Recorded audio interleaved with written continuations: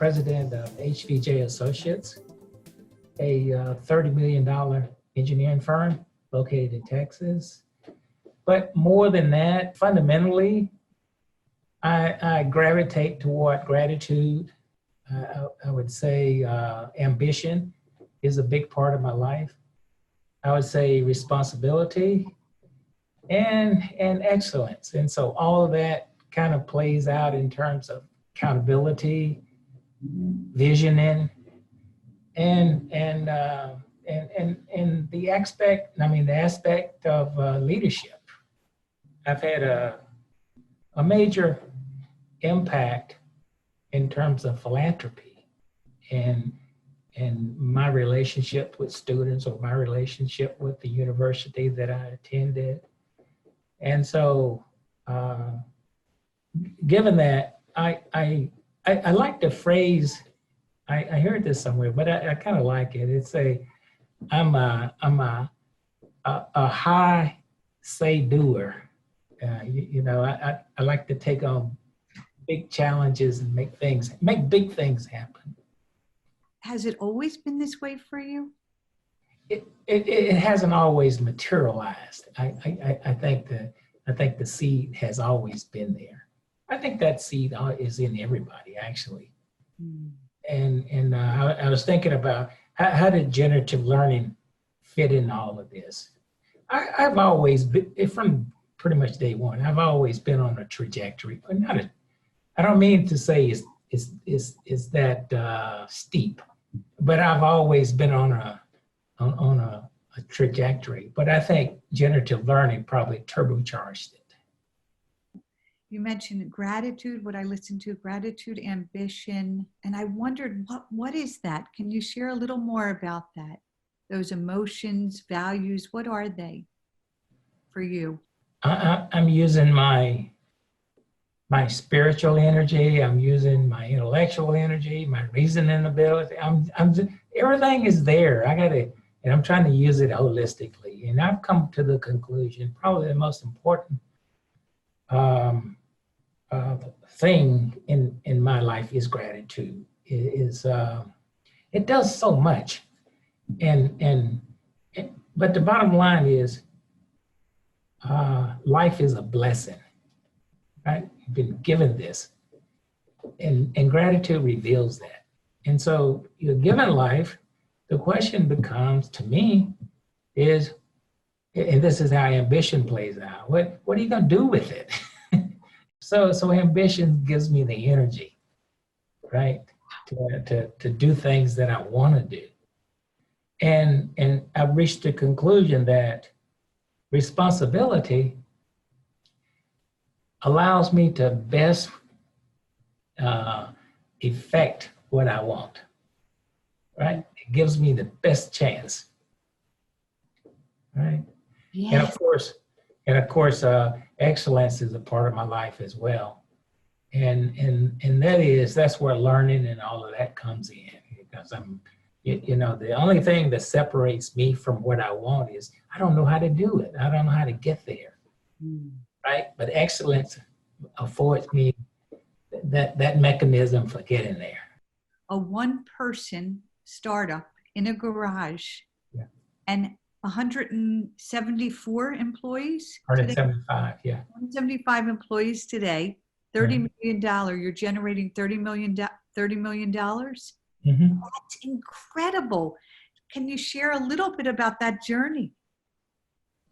It hasn't always been easy. I think probably one of the biggest realization was the importance of having the confidence associated with taking a stand and owning my voice, because we're all gifted, right? I mean, I think we come here with a gift. We just have to find it and use it. And I think my history, my tendencies has had me set in a certain frame of mind that didn't necessarily allow me to access my power, my talents. And so breaking through that, you know, and I'm talking about it in terms of confidence to take a stand and use my power, right? I Yeah. think that was the biggest, that was the biggest breakthrough. And you did mention too that generative learning for you sort of turbo your learning path in all of this. Yeah. Do you see it as like ever like a lifelong journey of learning? Is that how you see it? That's what I'm sort of listening to. I'm curious. Oh, I'm pretty certain that I only have a small view of what's possible. Right? It never ends. I mean, the whole thing is, you know, like creating value. Nobody's perfect, right? It's all a matter of creating. I mean, we're creating as we go, right? And as we create, we learn, we create more. And so it's an ongoing thing. Yeah. What a beautiful stance. I'd love to hear more about what was the decision to go forward with the Institute to be a learner? I've always been on a path. That led into IGL with Bob Dunham. Somebody suggested that I should talk to Bob Dunham. At the time, I didn't know who Bob was. So I talked to Bob, and he had a 3-year program. And rather than signing up for, you know, the one program, like the foundation program, I signed up for the whole 3-year Generative Leadership program. And so the first session, wow, everybody had a little thin notebook. I had one that big because it was for the whole 3-year program. Yeah. Bob said I was the first one to. He said I was I graduated quicker than anybody out of that 3-year program. Yeah. wow. Yeah. But it was so interesting. It was so powerful. It opened doors. You know. At that point in time, do you remember the challenges that you were facing? Yeah. Challenges like trust, right?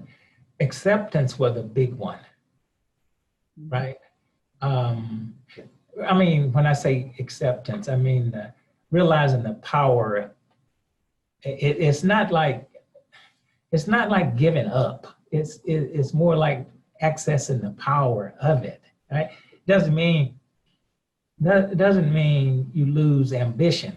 It just means that personally I have certain controls and basically myself, and I have very limited control over things that are external, and to accept that was not an easy thing, right? But once you do, man, it's just changed the dynamic of everything. Yeah. So acceptance was a big one. My relationship with help, getting help, that was pretty big. The appreciation for the importance of safety with other people is a big one. I would say my relationship with trust. I mean, the real significance of trust in a relationship is pretty important. You know, for an example, I don't know if I told this before, but one example, I grew up in the South in Mississippi, and there's a certain, you know, you kind of grow up and you have all the history that's associated with that, and it forms certain outlooks on life.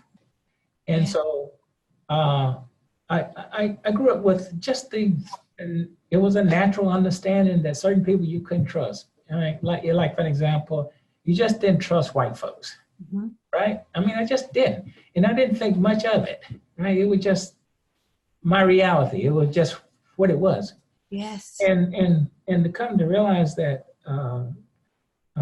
trust is a predisposition to cooperate with folks.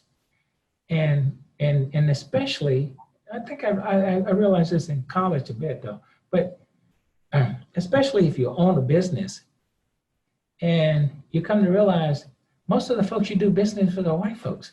And here I am, don't have a trusting relationship. I don't have a predisposition to cooperate. And I had to say, I had a come to Jesus sort of meeting. It was one of the things, this is not working for you. and so it was an eye opener, in other words. Right? Yes. Yeah. How was it sort of revealed to you? It's just dawned on me. It's just dawned on me. You only took the relationship to a certain limit. You didn't just let it go. I mean, you just, right? Yeah. You know what I'm saying? Yeah. Yes. It's inevitable that you have to trust. I mean, you just can't get around it if you want to interact with people, and if you want to do things that require more cooperation, more, you need, like, for example, here I am, I have certain gifts, you have certain gifts, and others have certain gifts. We can't access those gifts if there's a trust issue there. Absolutely. Yeah. How can we be vulnerable if we don't trust? Right. If we don't feel safe, Yeah. possibly be vulnerable. How has this changed in your life, in life, in work, in all domains? I have better relationships. Mm. I can help people more. I can do things that I aspire to. Can you share more about that? I hate to say the word value, but what's sort of the sequence of things? Like for example, the speech acts were very powerful. They just open up opportunities to access things. The realization that my history and that my tendencies had an impact on things. And then the notion of generative learning opened up. Bob talks about do, see, do, and produce results. That's what generative learning does for me. It shows me the constitutive elements of things, what makes things happen. Like, for example, if you want an action, there has to be a commitment for it, right? And if you want a commitment, you gotta have conversation, right? You see what I'm saying? Yeah. Yes. Yeah. It's all of that. And then the importance of practice, because this simple exercise, you crossing your arms and you uncrossing them, you realize one is more comfortable. Mm-hmm. But the comfortable one was learned, and you can unlearn it, right? And so that kind of opened up, I can learn, right? And I can, do a lot of things. And so generative learning opened that up. Yeah. Wow. And how does it play out in your everyday? Leadership matters, like managing promises, putting a team together, having difficult conversations with folks, getting alignment with folks, coordinating with people, getting a shared commitment, and all those kinds of things. Yeah, the real stuff in life. Yeah. Yes. Mm-hmm. You say it with such joy. You say it with a smile. Yeah. It's love it. It's just like ice cream. there's an ease to it that you bring. It's really, really beautiful. Yeah. Yes. Uh-huh. Wow. And I know, Herb, you've sent many of your folks from HVJ have also become students of the learning at the Institute. Yes. Uh-huh. And you're continuing to send students. How has that benefited your organization, would you say? Oh, in terms of a tangible, that has allowed us to be $30 million in revenue, and probably much larger than that. Nothing happens by yourself, really, that's significant. And it's a matter of bringing other people. And so I have the philosophy that if you want to be a millionaire, you got to help make other millionaires. And the world is big enough that we don't have to fight over things, right? And so my whole thing is about how can I help others do what they want to do? And so that kind of comes into play about service and comes into play about creating value that can help someone mushroom and do things. I mean, bring their gifts and talents to the fold. Yeah. And so generative learning and all of that helps me facilitate making that happen. You know, Herb, you're an example of, when I think of generative leadership, I think it's all about being awake and aware and awake to your generative creative capacities as a human being. And you are a living example of this work. It's so clear to me as we talk. We're so accomplished and just beautiful. So what do you care about now? What really matters to you at this time in your life? I'm a very pragmatic person. I think generative learning is a very pragmatic philosophy. And from a business standpoint, I mean, I'm into business. I'm into being an entrepreneur. It has served me well. I'm the first in my family to go to college. Actually, I'm the first. Hell of it. There wasn't that many in my town who had been to college, right? So it was kind of something that was foreign, you know, and it was a little bit scary too. Not a little bit, it was a whole hell of a lot scary. And so I think about all the changes that have gone on in my life, and and I don't mind saying this, all the growth that I've experienced. It kind of just flashed across my eyes. And I was thinking, what am I going to do with my life? And so being a billionaire, well, let me just say, where I am now in life in terms of business and what changes have gone on for me to get to this point, I look forward to what changes will occur in order to get me at $1 billion. And that's my path. I'm constantly learning, Natalie. I'm still working with acceptance and still working with, you know, I mentioned one time the Latin phrase amor fati, Yes. the love of fate, right? And Bob mentioned something at the last conference that I attended. He mentioned, we were talking about love, and he mentioned, how do you love, or how to love, and how do you love people and things, or what it's just the love, right? And he said that it's a matter of seeing the beauty in things, or seeing the beauty in people. And amor fati is similar to that. It's about whatever the circumstance is, there is some merit, there is some beauty in it. And it's incumbent upon you now, not to fight it, but to look for it, to seek it, and find it. But once you find it, it just flips everything around. You don't see you see the merit in it. You see the message or the meaning that it brings. And so amor fati, rather than whatever, because you have no control over fate, really, right? It just comes, right? And amor fati is a way to manage that, right? I'm working that's part of it. Another part of it is I haven't really cooked this much, but just the whole notion of love and truth. And you know, I just see, I mean, if you're going to live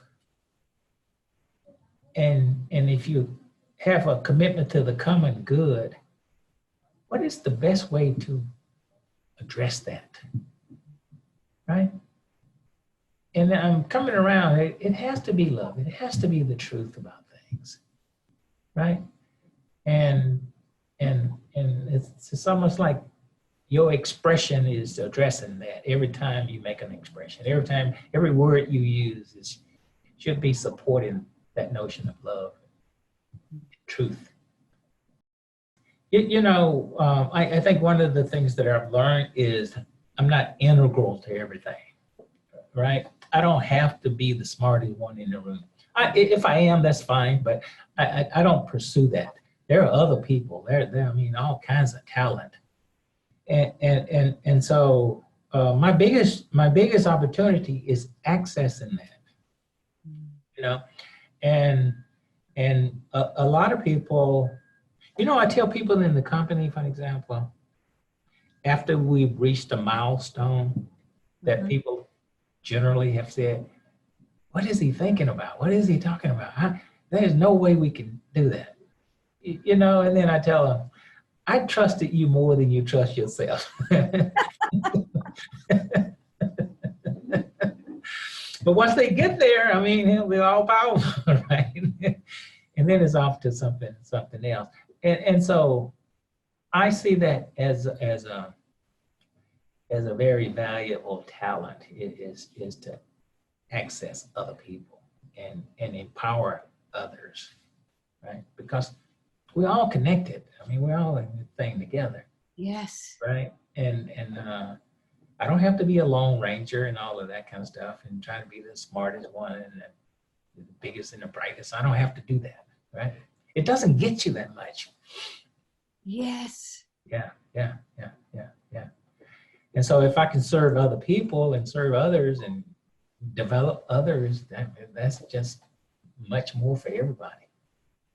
You had mentioned something about who is that person? Who is that person behind? Like, I want to get to know more. So I'm going to ask you, so who are you, Herb? If an event had happened to me, I had a story around it, right? And I thought that story was the real deal, but it wasn't, right? I can tell a different story, right? And so I have a story about who I am now, and hopefully I've shared that with you. But 5 years from now, hopefully my story will be a better one. Yeah, I think it will. That's what I'm committed